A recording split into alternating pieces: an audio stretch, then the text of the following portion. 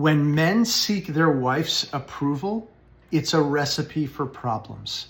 Guys, in decades of working with individuals and couples, this is something that we have seen over and over again.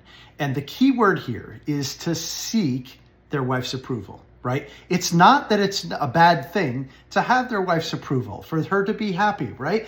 That in itself isn't bad. But when your primary motivation is to please her, and you're going about it in such a way that probably started with a good heart, like I want my wife to be happy, right?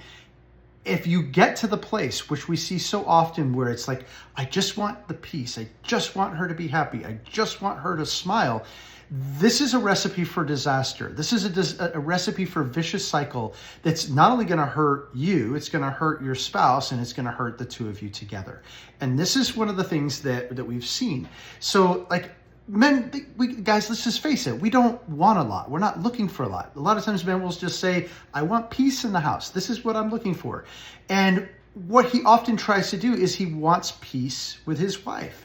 And so he'll give to her what she wants. He'll try to buy gifts or work around the house or bring home the bacon or whatever it is, trying to put a smile on her face. And over the course of time, maybe not right away, she might appreciate it on the front end, but over the course of time, he is keying off of her countenance, looking to her countenance to determine how he's doing in his marriage.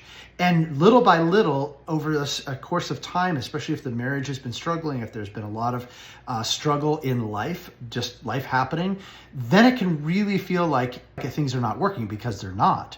Because the husband, he's thinking, okay, I want to give to her. I want her to be happy. When increasingly that's not happening and she's disappointed, then he feels like she's disappointed in him. And the problem with this is the wives, this is not comfortable for them. This is not what they want. They were not wired to allow their emotions or their feelings or their countenance to dictate to their husband, and therefore how this home is going to be doing for the day or for the week or for the month. And this puts them in a very precarious position. And honestly, it's asking the woman to lead her home, and she begins leading her husband instead of him leading her, which is the way that God has designed things to be. And so often when women are in that place, it's like a scary thing for her. Like, it doesn't get there overnight, but it's like it's asking her to step outside of her wiring. And then what builds up in her is either resentment towards her husband or a lack of love. It's like, I wonder, I don't feel the feelings of love towards him anymore. Or it can be a whole host of things, but it could also be not only that frustration, but some fear that creeps in. And when the husband and wife see this, especially when the man can see that, like, I need to step to the plate to be the man that I'm called by God to be. I need to be the one who's going to lead my wife and lead my home again.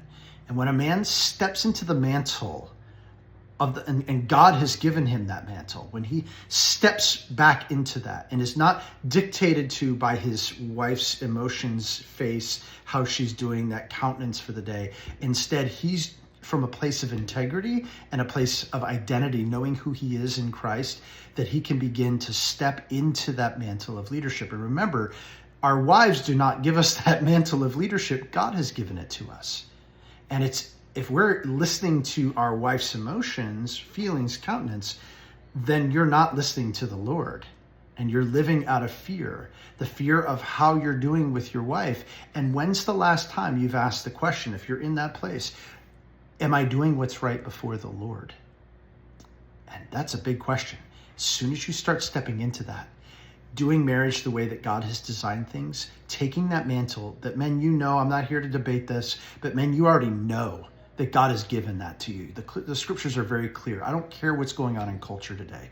You already know inherently that it is incumbent upon you to lead your wife at home. And when your wife is leading you, you ain't leading. And so, guys, I want to encourage you, if that's you and you're like, oh my goodness, I've never thought of it this way. I need help. I need some rear end kicking to step into and grab hold of that mantle of leadership. And honestly, guys, a lot of you out there, you weren't given that example. No one showed you what it should be like. And maybe you've not even had the practical advice of those around you. If that's you, I want to encourage you to reach out and book a call with us. You can go to turnaroundmarriage.com/call and let's pick a time. Let's talk. Let's talk about where you've been stuck and where you want things to go. It's time to pick up that mantle of leadership because God has called you to it, friends.